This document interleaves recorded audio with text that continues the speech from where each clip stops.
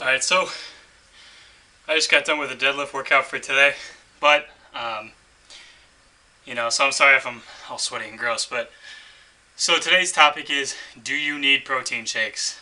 Um, yes and no. You don't need them, no, but they are very beneficial for a lot of people, and here's why. The main reason that we take protein shakes is because they contain protein, which might sound like, a pretty stupid statement, but it's kind of true. The reason a lot of people don't see good enough gains in strength and musculature as a result of weight training is that they don't eat enough protein. Typically, the recommendation that you'll hear from a lot of places is 1 gram per pound of body weight per day. Now, that's actually a little bit high. Studies have shown that, most people cap out at about 0.65, 0.7, 0.75, something like that, with the vast majority of people needing only about 0.8 max. And that's even accounting for genetics, that's accounting for outliers and all sorts of stuff like that. Most people don't even need 0.8. Most people need something closer to 0.6. But 0.8 is a nice number. And the funny thing is that if you actually ask some of the more intelligent coaches out there, they'll say 1.0 grams per pound of body weight per day per discounting fat tissue, just using lean tissue. And the funny thing is that if you think that most people sit at around 20 or 25% body fat, that comes out to about 0.75 or about 0.8 per day anyway. So you can really use either method, doesn't really matter because they're pretty similar. But what I always recommend, the most simple rule is 0.8 grams per pound of body weight per day. For me, at about 200 pounds, that comes out to about 160 grams of protein per day. That is the point at which your protein synthesis maxes out, which is to say that any more protein than that is not used to improve your muscle, your muscle growth or your strength growth. Anything after that is not going to be damaging for you. It's not going to be bad for you, but it's just going to be used like regular calories instead. So there's no reason not to overconsume protein if that was, what you really wanted to do. But what you see a lot of the time is these bodybuilders recommending, getting 400 grams of protein a day and, crap like that. And that's a little bit crazy because most of us don't have the willpower, the resources, the money to pay for getting that much protein into our system. So what protein shakes can do is they can make it easier for us to hit that protein mark. So for me at about 160, that's about 5 pieces of salmon or, a ridiculous amount of eggs or, whatever.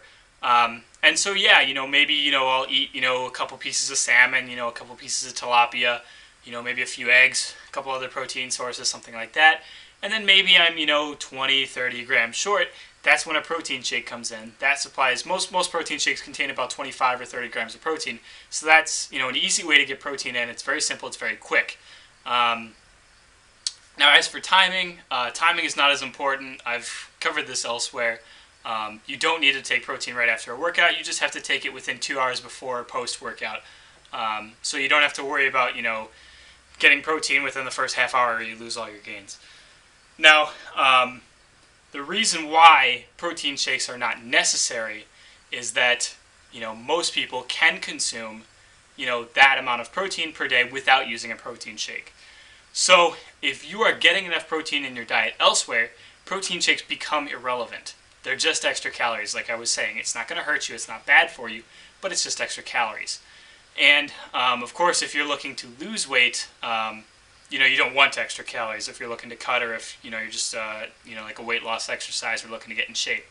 So, protein shakes are useful for a lot of people, particularly people who have not yet gotten accustomed to a high protein diet. So, like people who aren't used to cooking a bunch of protein, and putting it in Tupperware containers and putting it in their freezer or whatever for the rest of the week. It's very useful for sort of beginners or people who are very busy or people who, just again, don't really quite have the whole high protein diet thing down yet. But for, more advanced exercisers who are eating a lot of protein, who are getting a lot of rest, it's really not very important. It becomes almost unimportant. There's some other things. BCAAs are, essentially the most reactive, like isolate of the protein. And BCAAs are useful particularly for people who are not getting quality protein sources elsewhere. So people who don't eat meat, vegetarians, vegans, may want to supplement with BCAAs if they're looking to gain muscle, because that basically sort of converts lower quality proteins into higher quality proteins by adding, sort of the lacking elements. Aside from that, that's really about all that you need protein shakes for. And interestingly, as you get more experienced, as you get more, as you get closer to your genetic potential, you need less and less protein because you've already sort of maxed out what your body wants to do in terms of building muscle. So, a bodybuilder who's been lifting for 20 years, for example, is going to need less protein overall than, some 15-year-old guy who's looking to put on as much mass as possible. So, over time, protein actually does become less important, although the exact extent to which it becomes less important is not very clear. So, in general, it's safe to still aim for that 0.8 grams per pound of body weight per day number, but you have to understand that, if you're 40, 45, 50, 60, 55, 60 years old, it becomes a lot less important.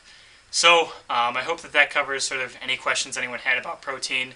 As always, like the video, rate the video, comment on the video, subscribe. Tell me what you'd like to see next. Tell me I'm an idiot. Start a debate, whatever. I'd be interested. Have a good one.